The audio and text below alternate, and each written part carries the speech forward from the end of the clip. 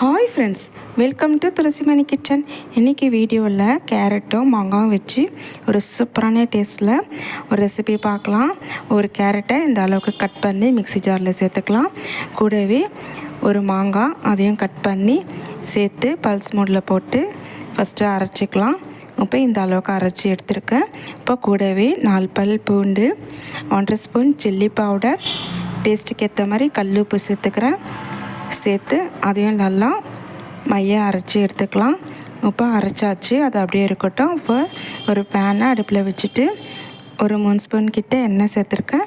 எண்ணெய் காஞ்சதும் அதில் 1/2 ஸ்பூன் கடுகு, 1/2 ஸ்பூன் வெள்ளை உளுந்து, 1/4 ஸ்பூன் சீரகம் சேர்த்து நல்லா பொரிய வச்சுட்டு கூடவே கொஞ்சம் கறிவேப்பிலை, கொஞ்சம் பெருங்காயத்தூள் அதையும் சேர்த்து நல்லா பொரிய வச்சுட்டு இப்போ அரைச்சி வச்சுருக்க அந்த உப்பை ரெடி பண்ணி வச்சுருக்க மாங்காய் கேரட் பேஸ்ட்டை சேர்த்துக்கலாம்.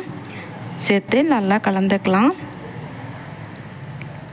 ஒரு நிமிஷத்துக்கு நல்லா கலந்து எடுத்துட்டா இப்போ சூப்பரான டேஸ்ட்டில் கேரட்டும் மாங்காயும் வச்சு ஒரு சூப்பரான பச்சடி ரெசிபி சூப்பராக ரெடி ஆகிடுச்சு.